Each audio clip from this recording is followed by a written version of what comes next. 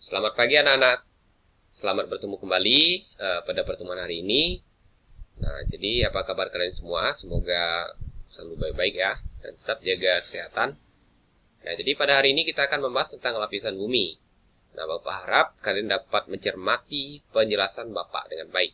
Nah, oleh karena itu videonya jangan dilewat-lewati agar tidak terjadi miskonsepsi dan daya serap kalian juga baik. Oke, oleh karena itu kita akan masuk ke materi yang pertama.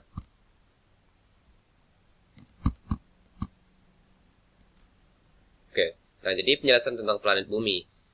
Bumi adalah planet ketiga dari Matahari dalam sistem galaksi Bima Sakti. Nah, Bumi itu bentuknya seperti bola pejam. Bumi memiliki tiga komponen utama yang sangat menunjukkan kehidupan. Yang pertama itu ada atmosfer, yang kedua itu litosfer, dan ketiga itu hidrosfer. Nah, jadi untuk penjelasan selanjutnya, kita akan langsung masuk ke materi tentang atmosfer. Nah, apa itu atmosfer?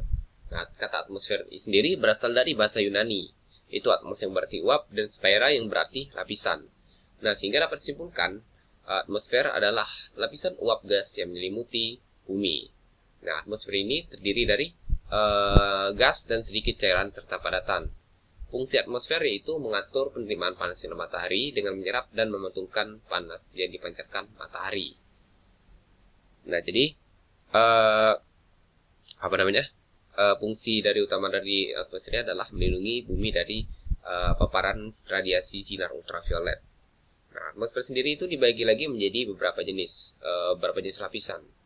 Itu troposfer, stratosfer, mesosfer, termosfer, dan eksosfer. Nah, oleh karena itu kita akan bahas satu persatu lagi. Nah, yang pertama itu ada troposfer, yaitu lapisan pertama. Lapisan ini mengandung uap air dan terdiri dari tiga lapisan, yaitu lapisan planet air, lapisan konveksi, dan tropopause.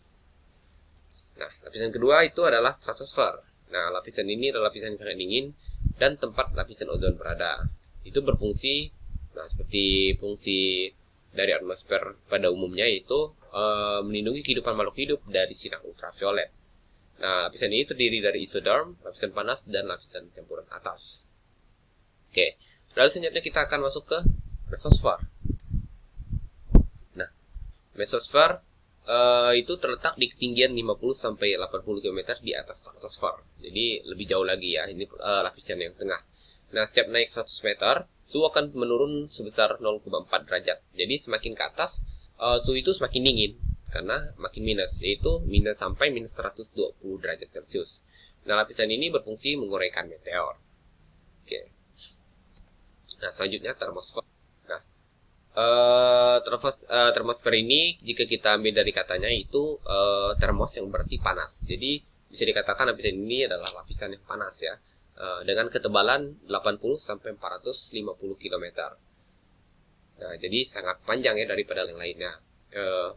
Fungsinya juga sama, yaitu menghindari radiasi sinar X dan UV yang disebabkan oleh pancaran sinar matahari.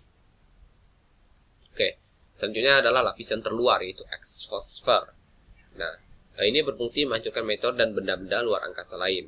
Yaitu lapisan ini berada 500 sampai 1000 km di atas lapisan termosfer ya. Nah, oke. Jadi selanjutnya, nah ini pengaruh. Pengaruh apa saja sih yang terjadi di lapisan atmosfer? Pengaruh yang terjadi di atmosfer itu ada hujan, angin, serta beberapa parameter yang lain seperti suhu, kelembaban, dan tekanan udara. Nah, oleh karena itu kita akan bahas juga satu persatu. Yang pertama itu suhu udara.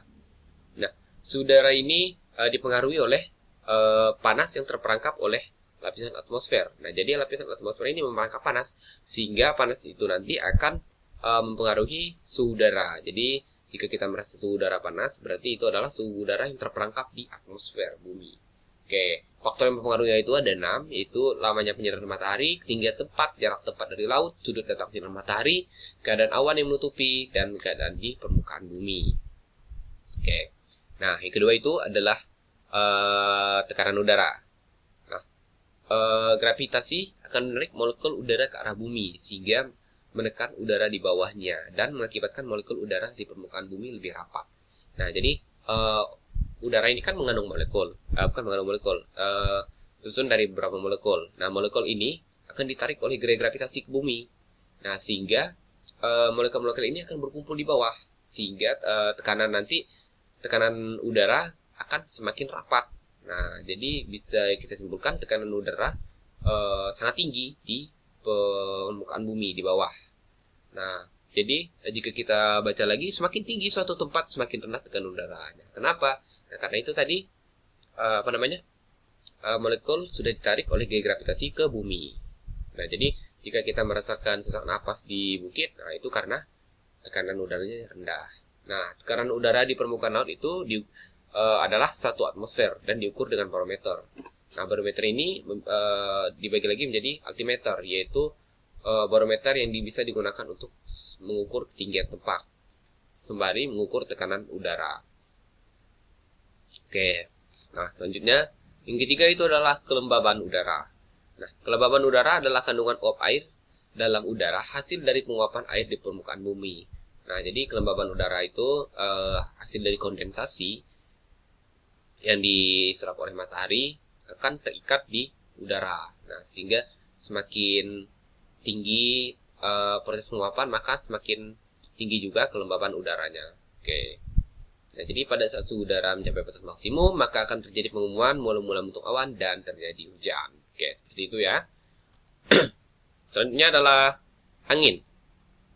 Nah, angin terjadi akibat perbedaan tekanan udara pada dua wilayah yang berdekatan akibat perbedaan suhu udara yang disebabkan oleh pemanasan matahari.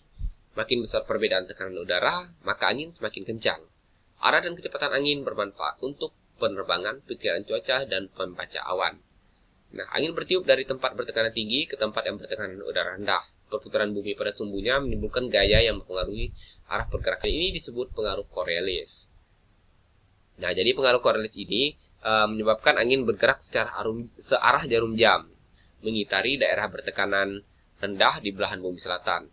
Nah, begitu juga sebaliknya, dapat bergerak dengan arah berlawanan dengan arah jarum jam mengitari daerah bertekanan rendah di belahan bumi utara. Nah, itu untuk angin ya. Pengaruh yang terjadi di lapisan atmosfer. Nah, lalu yang selanjutnya adalah awan.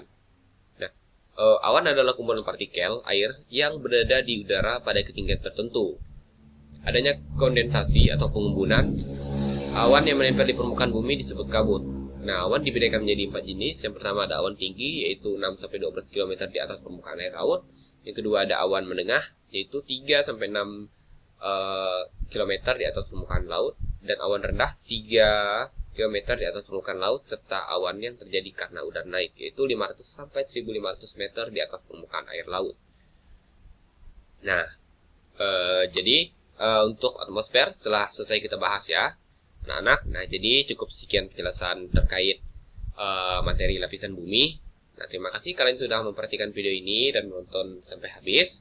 Nah, jadi oleh karena itu video ini saya akhiri cukup sampai di sini. Sampai bertemu di video selanjutnya. Terima kasih.